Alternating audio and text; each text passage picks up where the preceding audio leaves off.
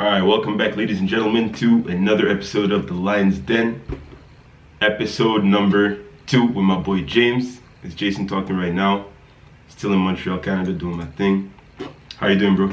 Not bad, as always. Just getting on with it, getting going. But number 2, here we go. Back on it. Yeah, you're not depressed yet with the pandemic and stuff. Depressed, mate. It's a mindset. Nah, it's not. It's up and down, man. It depends on your day, doesn't it, really? Depends on what you kind of got done, what you've kind of organised, what you've... Just all of it. I find it kind of... it can be kind of variable, no? Yeah, I mean, it really is, because at the end of the day, it's like you take it day by day, and like when you're not doing what you usually do, during normal times, it's like every day is like finding out like how to like make it productive and like how to not just sink into like, being unproductive and just like wallowing, So yeah, wallowing's a good word. It's sort of a lethargy kind of word. Exactly, lethargy. That's perfect. Yeah, exactly. Like because that's how I find out. Like if I can drag my ass down to the gym or drag my ass outside, just go for a walk, just anything, just something that's gonna get the blood moving and just get rid of a bit of monotony. Because monotony is just a bastard when it comes to lethargy. Facts. You gotta stay active, and you gotta make sure to just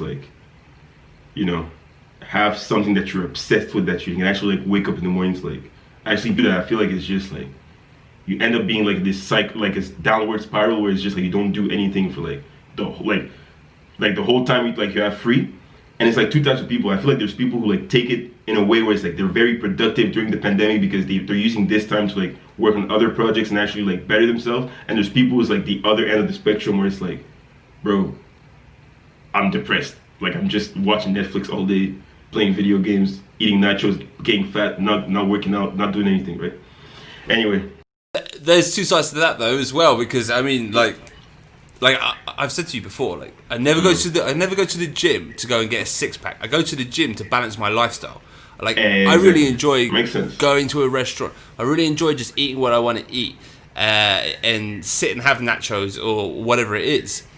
But it has to be a balance. I call it paying my dues. That's how I kind of explain it. I'm paying my dues. Yeah, that's the right way of seeing it. Because at the end of the day, it's like you can't just be eating every day and like sleeping every day and not exercising. Because it's like there needs to be a balance to it. Like you said, it's like paying your dues at the end of the day. So everybody got different goals, but I feel like it's essential, especially during these times where like we're more like sedentary lifestyle type of thing. Because everybody's at home, everybody's doing Zoom calls for their work and stuff. Anyway, so that leads us into the first subject of the day: happiness, bro. Happiness. What's your definition of happiness? My definition of happiness is like being in a state of like joy and fulfillment. You feel fulfilled. Right. You feel like you've accomplished like a great deal of what you wanted to do, at least in this particular moment in life, and you don't have any conflicts with yourself. Like something is left undone. You know what I mean? I feel like it's satisfaction in a way. And the thing is, there's a saying that humans are never like satisfied. Like they're always like looking for something else, and that makes sense. So it brings us into like a paradox. So, like that would be my next question. Then is: do you think that happiness is a constant state, or do you think It's not. I don't think it is. I think, they always talk about like the pursuit of happiness, right? And I think that's why, because it's like every time you do something or you accomplish something, you're happy for a certain period of time because you got that thing, but then you get used to having it. Your brain just gets like, accustomed to it. And from that moment on, it's like, now I need to move on to the next thing. And I was reading a book the other day, and I don't remember which book it was.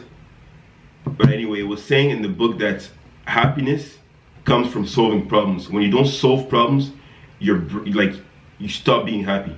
So if you solve a problem now, depending on the complexity of that problem in your day-to-day life, you will feel happier after having solved that problem than before you did it. And solving that problem is going to bring joy to you, like it's going to bring fulfillment to you. But what do you mean by problem? Do you mean in terms of like a large problem, which would be, I don't know, like getting over a grief, or getting over say you're in debt, or I think you're not happy with your appearance, or I think it's all of these things combined. I think it's all of these things combined. Like obviously you have goals, and that like those goals are going to be like the main ones that like make you happier like in the long term.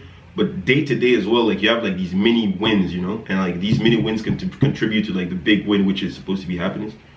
Yeah, I think that's so important as well, because the military always do something which has always resonated with me, which is making your bed in the morning. Now that seems silly and mundane, but it's the first win of the day. And like making it in the correct way, in the correct corners. I mean, I don't do that for shit. What I do is I make the bed. But I mean, ultimately, like if you get up in the morning, you make the bed, boom, done. First accomplishment. What's next? So you start the day on a win. Look behind me, bro. Look behind me. Look at this perfectly made bed. Do you see how disciplined I am? This is self-discipline right here. Stunning, mate. Stunning. Damn, I'm just pleased that you're filming this in your bedroom. It's be on your OnlyFans next week. Yeah. hashtag booty JV. There you go. Yeah, so no, as you say, like, and as I was sort of going on, little wins, and those are the things that once you build those up and make them consistent, it's the little ones that you make consistent. Like striving for something like you take debt. Debt, I always think is a good one. So someone's in debt and they're constantly worrying about debt. If you're constantly worrying about it and constantly thinking about it, then you're not actually getting organization. You have a chaos. And I think a lot of like unhappiness comes from the fact of being in a chaotic state. So if you can gain like organization, so take that debt, how are you going to deal with it? Whatever it is, you sit down, make a plan, breathe, and think to yourself, okay, how can I do this? And step by step, so each month, put on a spreadsheet on whatever computer style that you use. Make an Excel spreadsheet and lay out, I owe this much money. My payment plan is this much. There will be a direct debit from my account that will go to this account. Bang. Now, you can stop thinking about it. Because you've written it down on a piece of paper, you've organised it physically, and so you don't need to theorise it anymore because it's already done. So that's one way of organising. It's the same with weight loss. So you want to lose 10 kilos. You don't lose 10 kilos. You lose. Well, what do you guys work in? You work in pounds, don't you? What's that? We work in kilos here. I'm in Canada. Ah, okay, yeah. So like you want to lose 10 kilos, right? You don't lose 10 kilos. You lose 0.25 of a kilo, half a kilo, 1 kilo, and then you add it up. You can't run a marathon in one go. You have to run it per 50 meters, per 100 meters. Yeah. It's like my favorite theory on that is illustration of it is the car with the headlights. You can drive from Toronto to New York with only at night and only see 20 feet in front of you because of your headlights. But you get there, you just chip away those 20 feet each time. I think that's a very good way of putting it. Yeah, that's a very good metaphor.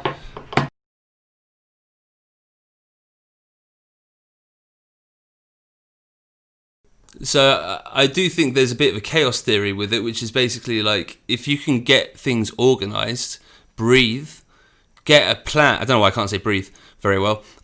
Get a plan of action and set it out, then you can immediately alleviate that issue. I also think that one of the biggest things with happiness is the circle that you keep. If you're around people who who are constantly negative, like you could do something really big. You can go out and, I don't know, buy a new car, or you can have just rented or bought your new house or something like that. You go to a dinner party or a party or something, you get chatting to the wrong person, boom, you can lose that enthusiasm that you've got from the day in minutes. 100%. You remember the 48 laws of power? It says avoid the unhappy and the unlucky. Because misery loves company. Yeah, well, I call them mood hoovers. Yeah, man. They're people that they get annoyed with your happiness because of the fact that they're not trying to come up to your level. They're trying to bring you down to theirs. So you got to be so happy. I always say, givers have to set limits because takers never will. 100%. 100%. And we forget that. People forget that because you can be generous by nature and get yourself into a situation where generosity isn't just a physical thing. You're not just giving away something financial, something physical. It's also something emotional where you're giving away a little part of you. It costs good positive energy to bring someone up. Now, some people are worth doing, but you can't do it constantly.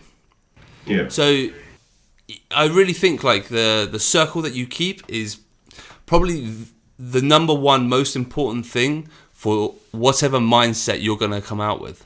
You know what I think people are like, I'm not going to say mediocre, but you know what I'm going to circle back to what you were saying basically. Like, I think it has to do with like bite-sized little goals. Everybody wants to like start doing things immediately. They want to, like, if they want to lose like for example 10 pounds, like you said, they're going to be like, okay, I got to like follow this this intense workout, I got to follow this intense like regimen, I got to follow this intense diet. And they try to do it all at once, but it's not like bite-sized. It's not like 1% every day. They want to just like do the whole, like, it's like they think it's like a whole light switch effect where it's like black and white from one day to the next. It can't be like that, because the moment you start doing this, it's gonna be like, it's gonna rely fully on willpower. And the moment you start relying on willpower 100%, you lose endurance. And so after like a few days, like you just run out of gas. It has to be like, I totally agree. Exactly. It has to be gradual. It has to be like every single day is another step forward where you become better. So you actually build that habit over time, because it takes days, like I think months. I think like between a month or two to like create a. It's like 26 days, 21 days. I keep hearing that. Man, I've heard, and then you become better every day, and you can translate that into any other area of happiness. It's not just about like fitness, you know. You gotta be like day by day, step by step. It's quite a good point that you make there with the fitness side of it. Is like you kept saying the word intense, and I think when people want to change something, they have to be careful that intensity is great, like, but it's always in short bursts. If you do something as an intense person, you can only do it for a short amount of time. You can only sprint for a certain amount of distance, but you can jog for a very long way. 100%. So when you say intensity, I've always got this like theory when I'm talking to people about like working out and stuff. Change the little thing. First of all, make your own plan. If it's your own plan, it shows your interest. You're the one that's spending the time invested in what you're going to achieve. And then you find your enthusiasm from different people, other people who will give you advice find it from someone else, and it doesn't always ring true, which therefore will mean, you know, it's not yours. And the other side of it is, if you've got something that, you know, like a workout plan, for example, and you're going to the gym consistently, not hard, because there's no point in like brutalizing yourself and not being able to go the next day. I always say work out for the next day. So don't kill yourself. You're better off going 75% every day than you are 100% for 2 days. Yeah. You know, it's much better having that consistency. Yeah, 100%. Consistency is a lot better than like intensity. Like there's a quote I heard, it's like long-term consistency is always better than short-term intensity, and I believe that's just so true. Yeah, absolutely. But intensity is important, but like not every time, like just in certain key moments. Yeah, it has its place. It's like anything. It all has its place. But if you're trying to make a long-term plan, then you have to have something that's going to go the distance. Yeah. And the other side of it is, if you've made something your own, and in terms of like a workout especially, I mean, we'll move on to other things, but for a workout is always a good example. If you've put it together and you're doing it consistently, you're enjoying it. You kind of got the rhythm. You know what you're going to be doing next. You've got your structure. And someone comes along and says, no, you don't do a squat like this. You don't do a bench press like this. You don't do shoulders like this. You do it like that. My advice would be to genuinely like just ignore that person a bit and carry on doing exactly what you were doing. I think it's better to go do anything. It's better to do anything in life 75, 80% consistently than it is to do it 100% and then just die out, because it's no longer yours. You're no longer that interested. You know, it changes your momentum, and momentum's a big thing. The thing is, if you go 100% every single day and you don't enjoy going 100% every single day, you're gonna just stop going altogether. And it's better to go 75% for a year than it is to go 100%. Yeah, that's exactly what I'm saying. It's exactly the same. So that's basically what it is. But okay, so right now, like we're basically like segueing into the second subject, which is discipline. So how much do you think discipline ties into happiness? Like how much do you think it's important to have? It depends on what terms you have for happiness. I mean, I think it's a major factor. I think. What do I think? in terms of discipline, I think discipline is not about going somewhere when you want to do it. It's about doing that thing when you don't. You know, it's a case of like, you've got work to do, but it's Friday, late evening, I'd rather go wherever. It's hanging on. Yeah, I mean, it ties into to consistency, isn't it? Like, it's like you do it whether you feel like it or not. You know, it's like the yeah. I think consistency is doing something consistently, often, and then discipline is doing something that you don't want to do, because it doesn't take discipline.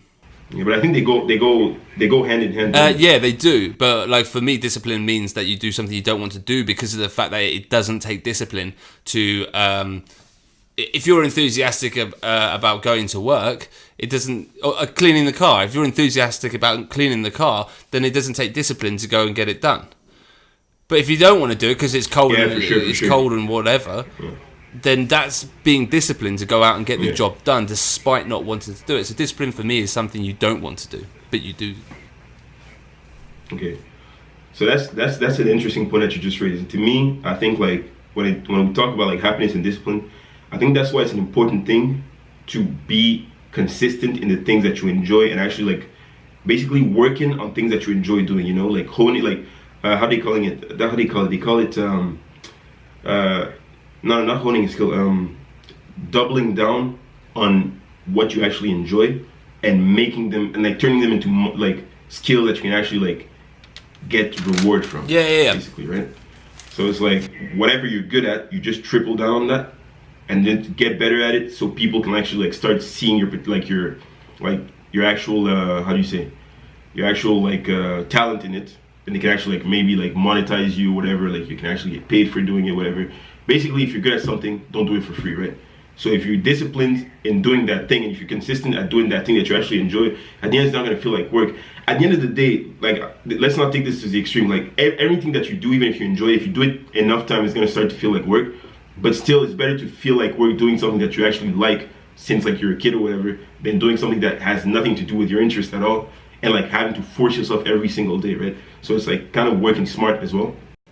Yeah, at the moment, you've got a lot of people in the world who are pretty damn unhappy, you know? There's like job losses, there's people ill, winter's now upon us, if you're not a fan of winter. I mean, we've had good news with the vaccine and stuff like that, so that's cool. But at the same time, there's a lot of people who have been put in a really crap situation, and they're now dealing with unhappiness. So I don't think it's just about being able to monetize a skill or just having the discipline to go to the gym. It's also about perspective. And, you know, when I say uncertainty, even people that have a job who aren't even sure if tomorrow the company's going to be around. You know, that sort of uncertainty when you've got responsibilities such as, you know, kids, or you've got apartments, or whatever it is that you're trying to hold down, because everyone's got their responsibilities.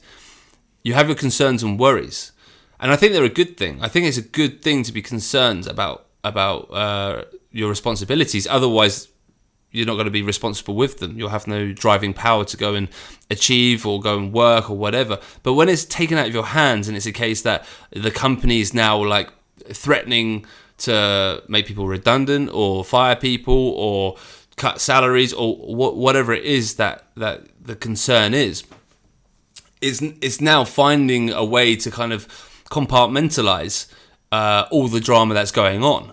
So, you know, I've got friends who've really had a bit of a rough ride over the last year, but they've managed to find focus somewhere else. You know, one of them's really into art. They've managed to kind of take what they enjoy doing and put their energy into something positive. Funnily enough, they're going to be looking to try and monetize it because they've managed to be so productive. But again, I think that's another thing. I think a lot of people this year have lost their identity because we associate work with paying the bills, but for a lot of people, it's identity. You know, it's one of the first questions you get asked. Yeah, of course. I mean, it doesn't matter what your job is. It's like one of the first few questions that you would naturally ask someone if you wanted to get to know them. So it becomes like a pride about you that you're able to say, I do this or I do that. And again, that And that's where I think discipline and happiness come in. It is being able to kind of step back, you know, say, right, crap time, uncertain time. It's all a bit of a drama. Someone in the family's ill. There's whatever it is.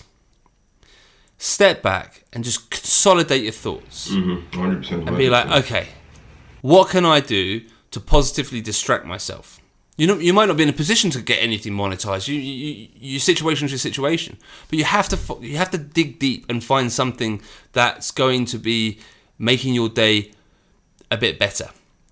You know, for me, it's exercise. For me, like my day, if I exercise, then my day is generically a good day, or I'm able to face things a lot better. If I don't, then I know that it's different. That's not for everyone. A friend of mine loves computer programming. He does it for he does it on like a Python, and he just loves. Yeah. I tried to do it. It's quite good, but relaxing, no. But for him, that tickles his pickle. He loves it. Yeah. So he ends up going and programming and stuff. Whatever it is that you focus your time on, as long as you feel like you've got something out of your time, and it doesn't need to be hours of a day, it just needs to be a bit of time where you feel like you've done something, you've accomplished something, and that takes discipline. That in itself is a discipline, to go and do something that actually you know you'll enjoy, but you're feeling like shit. You're now sitting on the sofa and you're thinking, I don't want to fire up the computer and start like coding. I don't want to pick up the paintbrush. I don't want to go for a run. But if you can dig deep and find your trainers, get your paintbrush or whatever the hell people do when they code, then you'll get something bloody good out of the day. Yeah. Well, I just want to clarify something. Like everything that I was saying about like discipline and like monetizing your skills, I was not talking about it like in the context of like Corona and stuff, like the pandemic. I was talking in general. But it's true that in terms of like the pandemic and stuff, like it circles back to like what I was saying before when we were talking about happiness, is that you should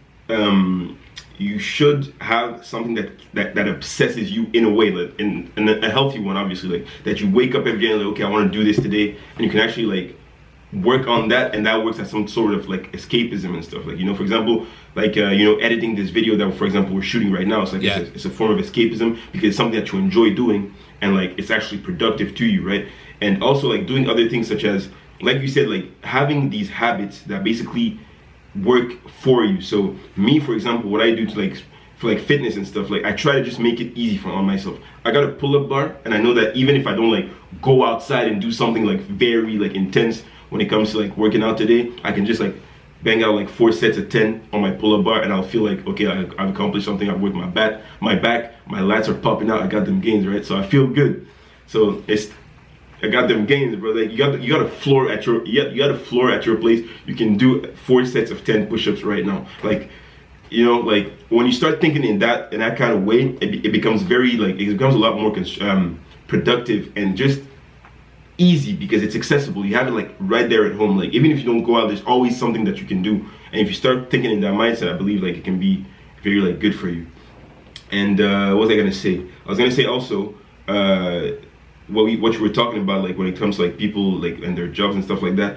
I believe that it's very important for people, like, you know, you were talking about like how people like associate their identity to their jobs. I think it's important for people to have interests outside of their jobs, like interests that can like little side things that they do. Like right now we're doing a podcast, right? It's that's an example, right? Because like it takes work. Yeah, it takes work to actually like do the podcast, but it's also enjoyable because we're having a conversation, and like it also like gets me to like know your views on certain things that I didn't know before. So it's like an actual conversation where we argue, and it's like, okay, like I'm finding out things and I gotta like come up with certain like responses on the spot, right?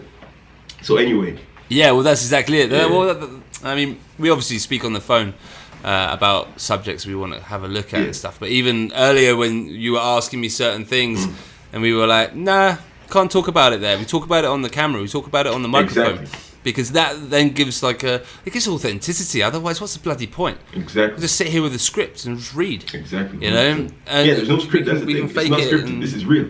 It's real. Yeah, exactly. But as you say, like, you know, the whole reason we came up with the podcast is because both of us with work went quiet. We were quarantined and all the rest of it, and we were like, what should we do?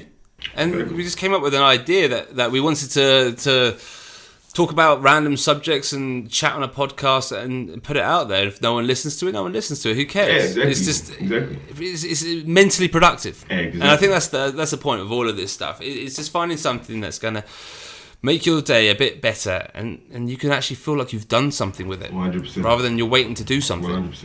Bro, so right now it's pandemic, it's like there's a lot of like technology is more of a, it's more of a key to having access to anything like Zoom calls and everything. What do you think about like dating apps and stuff like that, like hookup culture and everything? Like, what do you think about that? What's your take on that, bro? Socrates. For me, man, I think if I was 18 years old with the dating apps and Tinder, it'd be a catastrophe, man. For me, I do not think they're a good thing, to be honest. I think they just kill the whole social side of things. Being able to, like, the worst thing that's killed is the wingman. That's the worst thing. Do you know the wingman? No, what's the wingman? God, I swear, a different generation. The wingman is your boy when you're in the bar. Oh, a wingman. Okay, of course. Okay, of course, I know what a wingman is. Okay, no, you said the wingman. I thought it was like a show or something like. Oh, it wasn't the accent, the English accent. No, the way you said like the wingman, like the wingman, as if it was like like the wingman. I was like, what is the wingman? I thought it was a movie or something. Well, actually, depending on how well he does become the wingman. Yeah, facts. But yeah, oh yeah, exactly. but you take that. I mean, that was a lot of fun. Like working out how you're going to approach a group of girls, how you're gonna how you're gonna finesse a situation. Your boy's gonna help you out. It was social, which is the irony of it, because these are all like social dating apps, but I don't think they're very social. I think also it stops people from putting in any bloody work. If you meet a girl, bar, club, street, shop, wherever, you then got to focus your attention on that one person, and you got to put the time and effort in. You got to listen to the interesting things they say and pretend to be interested in the boring shit they say, and you've actually got to really work. And I think that work is a big part of people really falling in love with the opposite number. Yeah. I think the problem with social dating apps is people have no patience. They have no what? No patience. No patience. So in terms of the guy, we're out with friends, and me and my missus have been together 5 years, married 1 year, and when we're talking to the girls, they're like, how do we find a nice guy, or the boys, how do we find a nice girl and hold on to them? But these girls are asking, how do we find a nice guy? And after a bit of a conversation, about 20 minutes, half an hour, you worked out that they're sitting opposite someone on a dinner date. And while they're doing that, they've got another 5, 10, 15 people who are sending them messages, and they're in communication with. It's so if deep. That person in front of them, but if that person in front of them cocks up just for a second, it's like, yeah, but this was their opinion on that, or this wasn't good enough, or whatever it is, and you're like, well, yeah, but that's what makes a dynamic of a relationship. Yeah, but I was talking to someone else and they think this, and you're like, well, your focus is scattergunned, and I think that's my problem. That's my problem with dating apps. No one's actually interested in the one person. They're kind of flattering their own ego by getting as many on the hook as possible, and I think too they're not focusing on anyone. These dating apps aren't designed for you to have a relationship. Okay, so can I go? Can I go? I don't like them. Can I go? I think they're crap. Yeah, fun, go on. Bro. Okay, conservative side is coming out a little bit. Okay. You ever heard about the paradox of choice? No, enlighten me. Okay. When an individual has too many choices, they end up not choosing anything at all. They just try to keep bouncing back between the best options, because they're like, I want both, but I can't only have one, so let me just have 50-50, right? Basically, I think that these dating apps, they bring us to our basic superficial instincts. And what I mean by that is like you said, it's not social anymore, it's behind a phone. So all it boils down to is the superficial aspects of the people. So you have good pictures, if you look good, it's all about appearance. A man will choose a woman based on her appearance. A woman will choose a man based on his appearance, because there's no personality, there's no conversation. It's not like approaching a group of girls like you were saying. You're just literally seeing pictures and you swipe right or left. It is making it way too simple. And that brings us to the fact that also women have a lot more choice when it comes to dating apps than men. Yeah, because no. Okay, listen to me before you talk. Right, me and my but so did did men. an experiment. That's actually 2 weeks ago. I don't know. We created a profile of a woman using pictures of a model on Google. We got 100 likes from men in 10 minutes. Damn, they're thirsty in Canada. Bro, that's insane. Listen. So what, 100 likes in 10 In minutes? 10 minutes. God. Bro, She'd be exhausted. as a man, okay, I'm an above average looking guy. Okay, let's be real here, right? My maximum in a day has been 17 as a test, right? And So what, hang on, wait. In a You have day. to explain something. 24 hours. Yeah, hang on. Explain something to me. You said 17 likes? Okay. Or you said 17 messages? I said or likes. 17. I- How does it work? so the way it Look, works, right? I've never used them, so how does it work? So the way it works is this, right? So you get on the app and you swipe right or left. If you swipe right, it means you like that person. If that person swipes right on you, you get a match. Yeah, got you. If a person swiped right on you, but you haven't seen them yet or you haven't swiped on them yet, that means you got a like from that person. Oh, okay. So if you haven't had an opinion on that person, Yeah, it's like they have given you a yeah, like. okay, I got it. If you swipe right on them, you have given them a like also, and now you match. Okay. So we got 100 likes in 10 minutes. The max Jesus. I've ever received is 17, and I believe the average person gets a lot less than that. And the reason I say this, no, because I say this because like me, I have like a This is professional, fine. I have like a professional camera and stuff, so I can take like very good pictures, and like All right. not everybody has like that kind of quality pictures, right? So anyway, moving on. So they have more options. The fact that they have more options, it's very hard to like it's to pinpoint. It's like they get onto these apps not even for like actual relationships, but for validation. You understand? A lot of these girls, they use Right. it as a quick ego boost, and they get off the app and they go on about their day. Now, this paradox of choice that I was telling you about, right? It's like it's so easy to move on from one person to the next because of all these choices that you don't put in any effort at all. If you feel that like that person has made a mistake or whatever that doesn't fit with like the way you think or like any like your viewpoint, you don't try to argue, you don't try to actually understand that person more, you just move on to the next. Yeah, exactly. Which creates like a loop that never stops. And the problem with these types of loops, like when you keep bouncing from people to people, you become jaded because you start like seeing everything as like, okay, nobody's actually perfect and nobody actually does it for me. But since I got so many options, at some point I'm gonna reach that one option. It's a fallacy because you keep looking and looking and looking, but the more options you rack up, the less likely you are to actually find somebody that suits you because you keep thinking the next might be the good one. The next might be you always feel like the grass is greener on the other side, and it makes it 10 times worse than it was before. Because at the end of the day, we're human beings, we like novelty. Novelty is like something that is key for human beings because that's how we survive. We want new things, we want new food, we want new shelter, we want to try new things, we like things that are new to us. That makes sense. But when you start putting dating apps into play and like you actually like at the tip of your fingers, you can swipe right, left, left, you got 100, like a girl should get 100 matches a day, bro. It just destroys the whole like the social convention. The social convention is completely like destroyed. Go ahead. If you got 100 matches, and you got how that's a hell of a lot of administration. Yeah, of course. But you can't organize that. You and can't then, organize and then it. it's basically And what happens is like they don't even reply to like most of these messages. They don't even reply to them. They just like swipe on the guys that like basically interest them, let's say, and then right. maybe they'll talk to like 10 guys, and like the rest of the guys will get completely ignored. And that's just the way it works. Gee, mate, dude, I don't think I can handle being single in this day and age. Bro. With like all the social apps. The pandemic has mate, made it I'm a person that will speak face to face. I'm 100% a person that will speak face to face. Yeah, exactly. I put no value in someone sending me a WhatsApp. I wouldn't have the attention span for it either. No, that's what I'm saying. Jesus. That's what I'm saying. Like, I better go buy my wife something. That's what Keep I'm her saying. happy.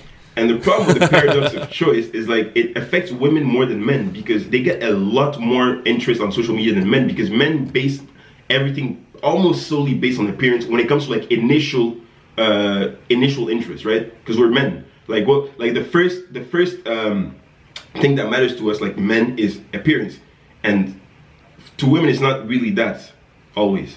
They're a little bit pickier when it comes to like initial interest. Yeah, but it has to be.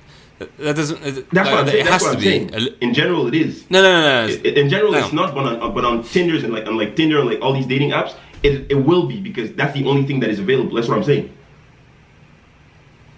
Yeah, because they haven't got a choice. Either sex hasn't got a choice. Yeah, if you're looking at someone by a photo and you're choosing whether or not you're going to swipe left or right, then you have that.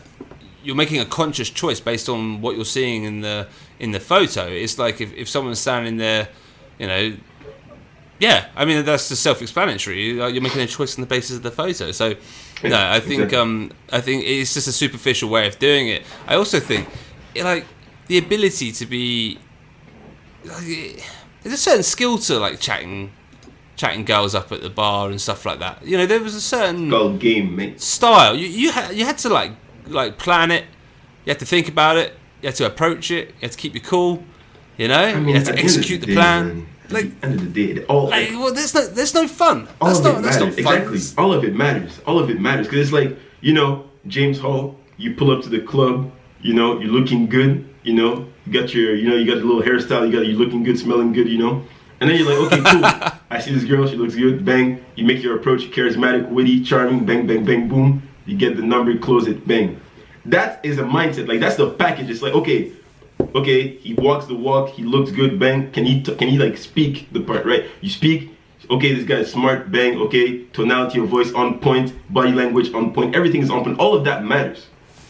That's the whole thing. All of that And matters. like when I was like dating my missus, it was like there was a whole excitement and build up of the whole thing. Exactly. Because You you create the James Hall experience. You understand? The James Hall experience. No, it's like okay, Mate. you make that person addicted to the James Hall experience, and then it's like okay, bang, boom, okay, I know when I see him, I'm gonna feel that way because he's like this, bang, manly, bang, okay, cool, talks well, bang, bang, bang. But you go on these dating apps and it's the complete opposite. It's just okay, it's a picture of a guy smiling. It's completely superficial, and it takes away from all of that, and that's sad, man. That's sad. Yeah. I couldn't handle it. I couldn't deal with that. And that brings us into hookup culture, yeah? Hookup culture. It's not just about dating apps, it's about the hookup culture. It's like, it is now seen normal for people to just be dating like 4 or 5 people at the same time at any given moment. And that is seen as normal. Yeah, that's what I'm saying about like you know you're out on a date with someone and then there's 5-6 other people on your messaging. So then what? You go for a piss and what you start replying to because everyone sits there on their phone. Exactly. When they go to the toilet. Exactly. So you're on the loo with your date out front, and you're speaking to 5-6 other people. Someone says something witty or funny. Oh, okay, let's meet next Wednesday. And so now you're going back to the table or the bar, and you're like chatting to that person, and you've already made plans with someone. Come on, that's a self-perpetuating cycle of just nonsense. I think the key word is jaded. You become jaded, and being jaded is bad because you now start seeing things in not black and white, but like everything that you look at is like, okay, I've seen this before, next. I've seen this before, next. That's not perfect, next. And you can't start thinking like that because nothing is perfect. And it's the imperfections that you're supposed to embrace, but that takes it away completely because you're looking for perfection because of the fact that you have all these options. You always feel like, okay, the next one will be better. The next one will be better, which I can respect because at the end of the day, you should not dwell on things. But at the same time, it's like any extreme is bad. Like if you do anything to excess, it becomes bad. Yeah, but I think also the other problem is immediate gratification. Exactly. Like from the side of the hookup culture and the side of the dating, it's like if you're not putting in the effort and you're just getting it immediately, it has no worth. And like for me, whether it's something material or something physical or something mental, it's like the journey can be in many ways more important than the actual destination. So true. So if you're able to spend time and think to yourself, okay, like I'll take it on how I was dating my missus. We were in London. We met in London, and then I started taking her out for drinks and stuff like that. And basically, as I was listening to her, I was having to learn. Like she's a singer. She's also has a technical profession as well. So I was like learning about her technical profession. I was learning more about singing, paying attention. Like trying to find something interesting to say. It's like a whole dance. Well, it's called courting, isn't it? Which is the old school way of talking about it. But wooing. It's true. Wooing. And exactly, but then it gives value to the next date, and it gives value to when you go in steady, and it gives value to when you start moving in together. Everything has a value because like you had to work for it. I think that's why a lot of relationships, yeah. But even good relationships go stale because people stop putting in the work. As soon as that hustle's gone, it's like it's important. Like I go to the gym to keep myself in shape and balance a good lifestyle. There's two sides to that. The good lifestyle's with my missus because we'll go out to restaurants and parties and stuff like that, and then I go to the gym so I can keep in shape or looking good or whatever it is, and so the hustle never stops, and the moment it does, the whole thing dies, and she's the same. She's always looking after herself. She's always like working hard. She's always got her thing and my thing. We have interest in each other's. So, yeah, I think immediate gratification is just bullshit, and I think people miss out on a huge amount in life with everything that immediate gratification gives. 100%. 100%. I believe it brings us into one extreme that shouldn't exist. And I was reading a book. I'm reading a book called Success Habits or Techniques. I don't remember the name. And anyway, in that book they were saying that when whether it comes to pain or pleasure, indulging too much into one will lead you to becoming like just a shell of yourself, because you're not supposed to like it's supposed to be a balance. You're supposed to be in between the two. You're not supposed to you're not supposed to do like painful stuff repeatedly, and you're not supposed to do like pleasurable stuff repeatedly, because pain, the way they put it, they say pain is like nature's way of telling you you're not supposed to be doing what you're trying to do right now. Like for example, if you burn yourself, you're gonna feel pain because you're not supposed to put your hand in the fire. And pleasure is like, okay, pleasure is about most of the time fulfilling your race's need for procreation and reproduction, right? So you're gonna feel pleasure in things that are gonna bring you closer to basically reproduce yourself.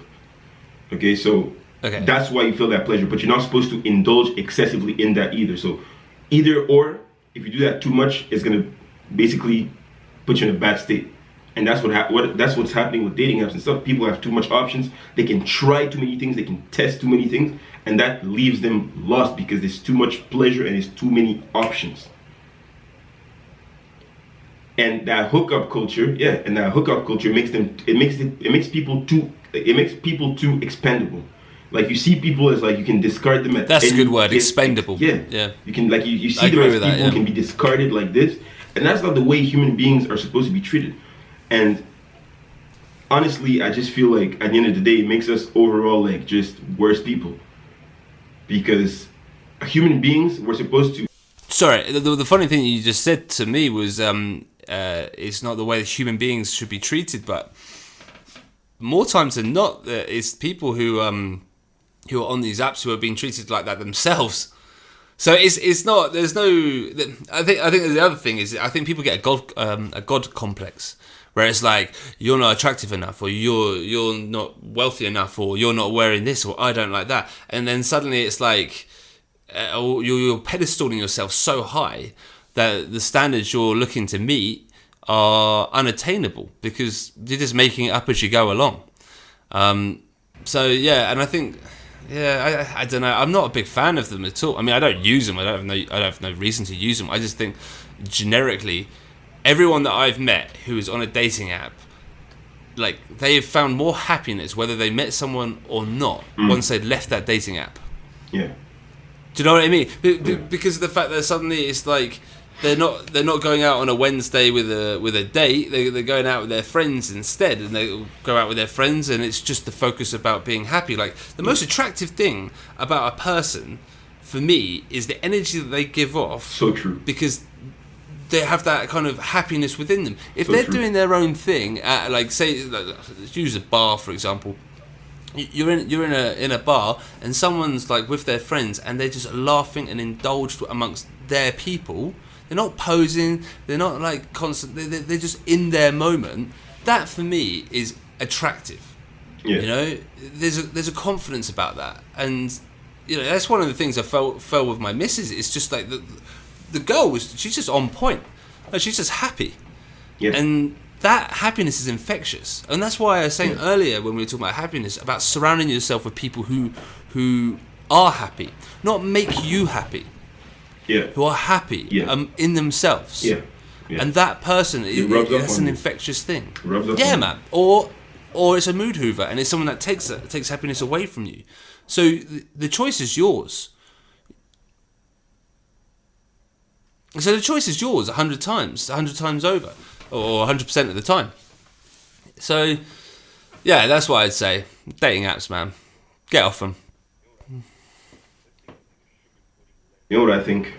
Let's take the sugar coating lens off for like a second. Obviously, like, interpersonal relationships are all based on interest. Let's be real here. It's all based on interest. For example, you were talking like about happiness, and like how a person makes you feel, and like how like their happiness rubs off on you. Like, you like being around people who are happy. Well, where would you rather be? Would you rather be at a funeral, or would you rather be at a wedding? As well. Well, exactly. But I'm saying, like, I'm just saying, like, that's part of like the interest, right? So there's that. There's money. For example, certain women like to be taken care of financially. They want somebody who can provide for them, and so they're gonna like obviously put maybe these people in a certain category that's above the other people, the other guys. But the problem with these dating apps is like, it takes away the humanity, because a guy can have all the money in the world, but if he has no personality, if he's not fun to be around, he's not going to get any real. Yeah, but that relationship's not real anyway. If someone's coming in and they're saying, look, I mean, I like, personally, when I was talking about the dating app, I was talking about it from the point of view of someone that's looking to find a partner.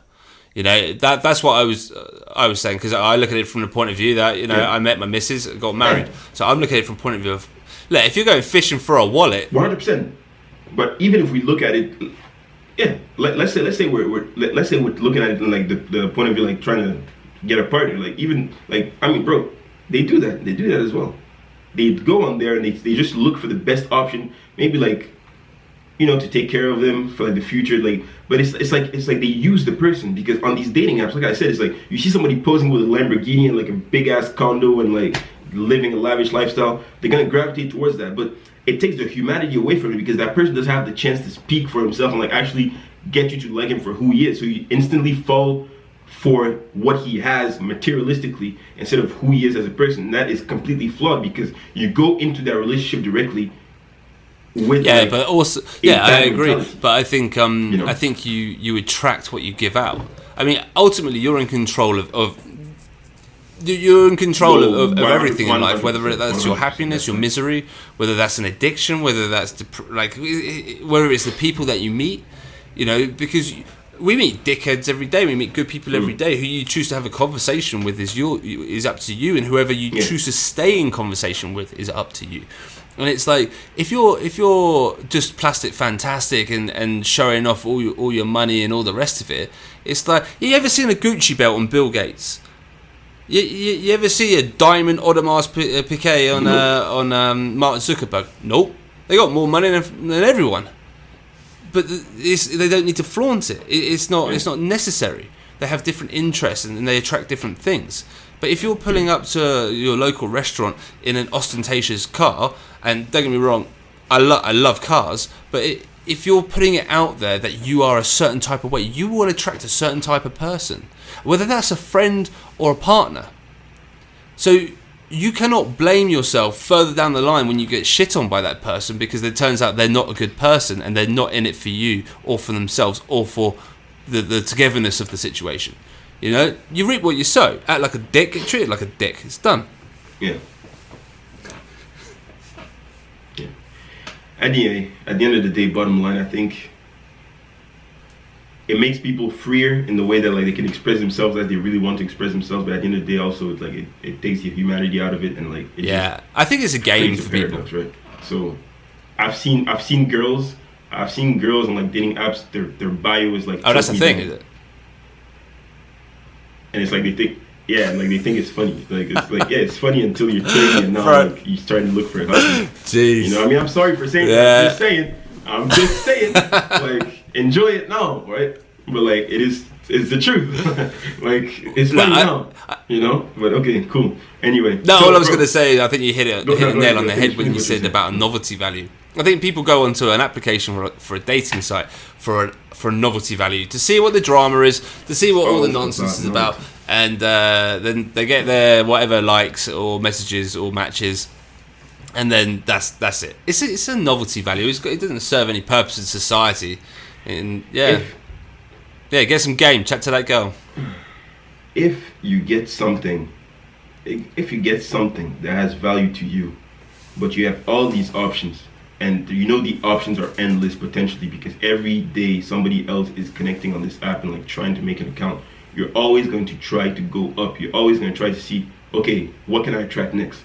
What can I get that's better than what I have now? You're always trying to see if the grass is greener on the other side. And that is a loser's mentality, because you cannot understand the value of the thing that you have right now. And you can only understand the value of something that you have when you lose it.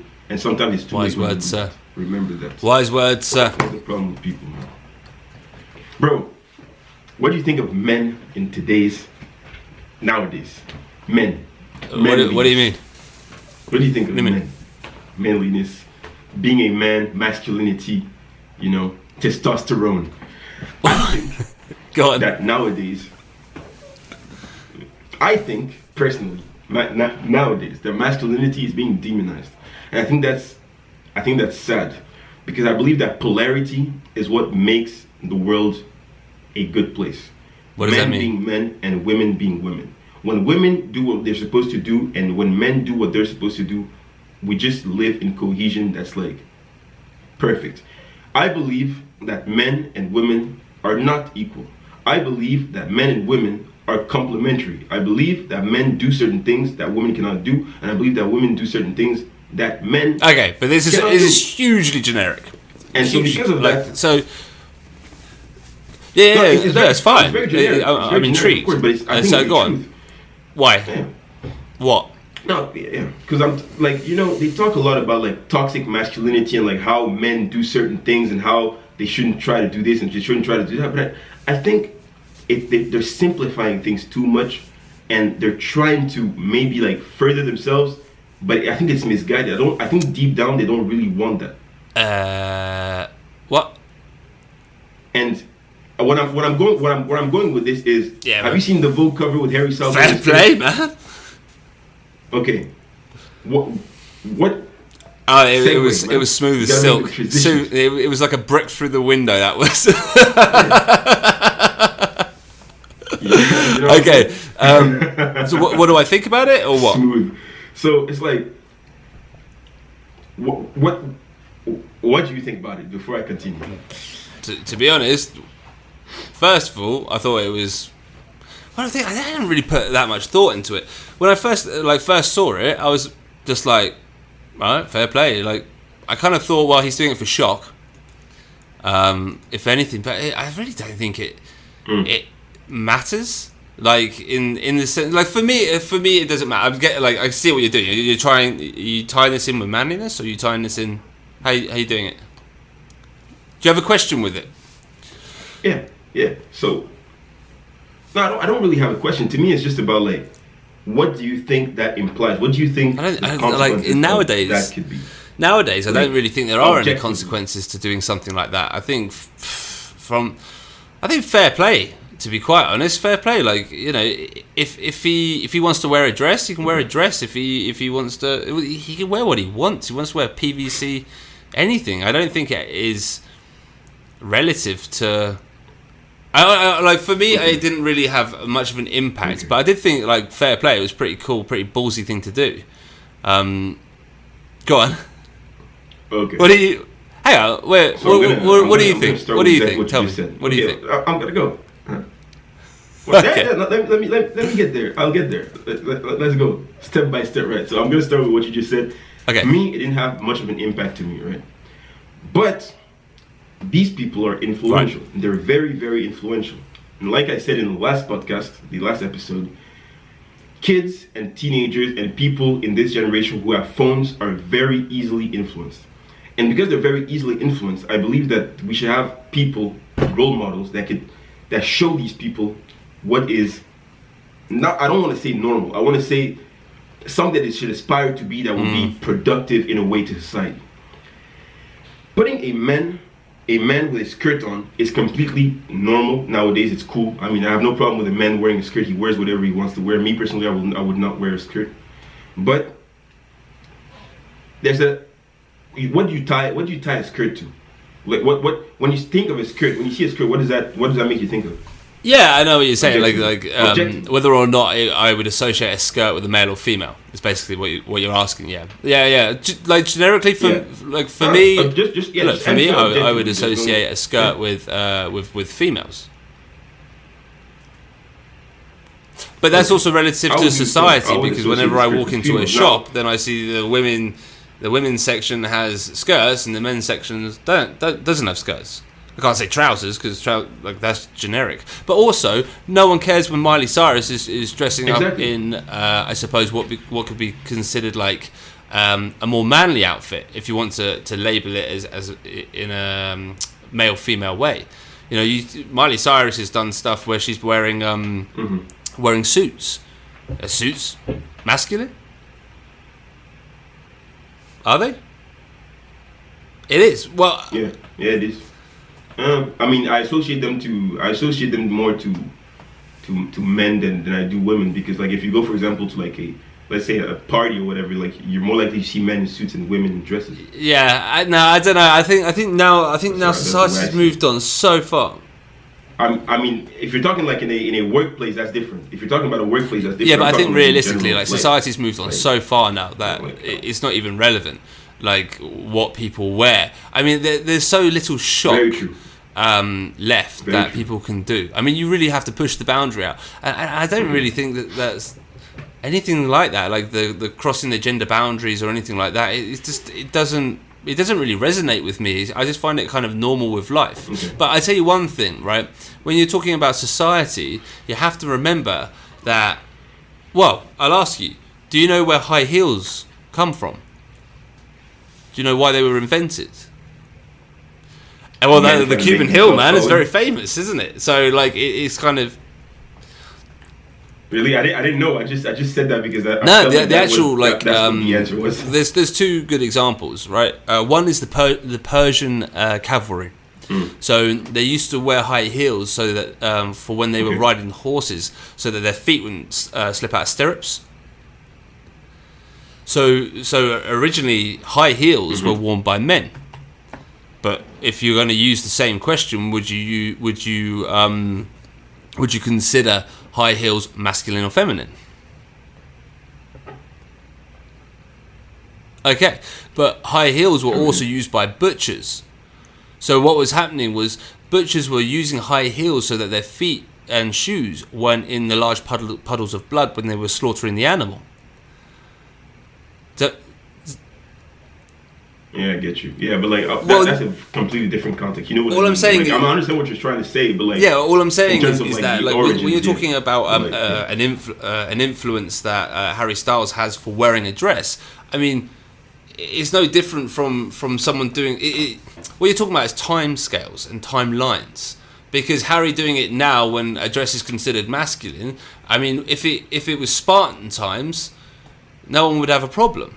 Do you see what I'm saying? Yeah, that's the thing, because that's what I'm saying. Like, it's different context, because you're talking about the context of war and the context of like being a butcher, where like you're trying to like avoid puddles of blood. But when you're doing it as a fashion statement, it's completely different, because you're saying like you could wear this in day-to-day life for just like your daily style. And like I said, it's like me, I associate skirts to women, and I believe that liberal, like, it's cool to be liberal, but like being too liberal with boundaries sometimes, just for the sake of being liberal for boundaries, I believe it can have deep consequences that we don't. What consequences?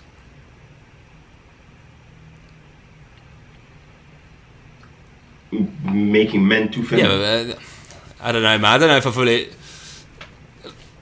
Making men. Dude, this is not like this is just a conversation, but like, I mean, look, what I would say on it, I think the thing is there's no benchmark of measurement of someone being too masculine or too feminine, you know. Like I know plenty of straight guys who are quite effeminate, and I know a few gay guys in particular who are very masculine, like very, very masculine dudes. But in terms, there's no problem. I'm using that in terms of like how they come across, right? So I know there's definitely stereotypes, and I'm guilty of it. That I like use stereotypes to identify people for sure, right? But and that's where I understand about the dresses for women. You have to have a stereotype, otherwise you can't identify anything in life if you don't use a stereotype. So it kind of all that is a benchmark. Exactly. 100%. And then you start investigating and working things out, and you use information. You know, when we're talking about like dating apps being superficial, it's superficial for me to judge a book by its cover and say that person's too effeminate or that person's too masculine. That doesn't okay. Exactly. That's not what I'm doing. That's not what I'm doing though. Yeah. What I'm trying to say is this: the impact that this can have is it's gonna send a message to like maybe teenagers who see this and say, "Oh, it's cool. I can start wearing skirts. I can start doing this and that." But I believe there is honor in being masculine as a man and having strength as a man. And I believe that if men become too feminine, women will have to become more masculine to compensate for that, because it's a matter of energy, right? As men, we're born with more testosterone than estrogen, and women, they're born with more estrogen than testosterone, and there's a reason for that. It's because they're supposed to take care and nurture children and make sure that they're more like in a safe environment. They take care of people, and they're more like, you know, they're weaker physically because of the fact that they have less testosterone and less muscle mass. But there are also people like who emotionally they're more nurturing, and they take care of people. They take care of things. They take care of environments. They take care of homes. And men, they have more testosterone. They're more driven to like go hunt for things, to like protect the men and the women and the children. And in today's society, it translates like as a man is like more of a provider in a way, but also you're supposed to like keep that masculine mindset where you're focused and you work for things. You know, that's the reason why, for example, you know, I don't want it to get controversial here, but I'm saying like women have less interest in being, for example, engineers and I don't know, mechanics and pilots and, you know, certain things that are very technical, because they just are not interested in that type of thing, because their brain does not associate, like their brain does not get any, like, they don't get as much stimulus and like as much pleasure from doing these types of things that are very technical than men. Obviously, I'm stereotyping, but I believe that's important, you know. I believe that men should act a certain way and women should act a certain way for like society to be as productive as it should be. In a household, you don't want to have an effeminate man and a woman, because they would the woman will like end up resenting the guy because he's acting like a woman, and she'll have to like act masculine, and I don't think she would like that, like, overall. Okay. And I think that the simple coat cover is just a skirt and a man in a skirt, but I think that, like I said, there's consequences to like the next generation. But it's okay as a fashion statement to wear a skirt if you're a man. You can do that, but I'm just saying, like, in terms of the mindset. Okay, I hope that makes sense. What I'm trying to say. I hope it makes sense. It's very hard to I can see what you're getting at, but I mean, like there's a couple of things there. The first one is like engineering pilots and stuff like that. I think that can be identified because of the fact that the origins. I think the industry itself is older.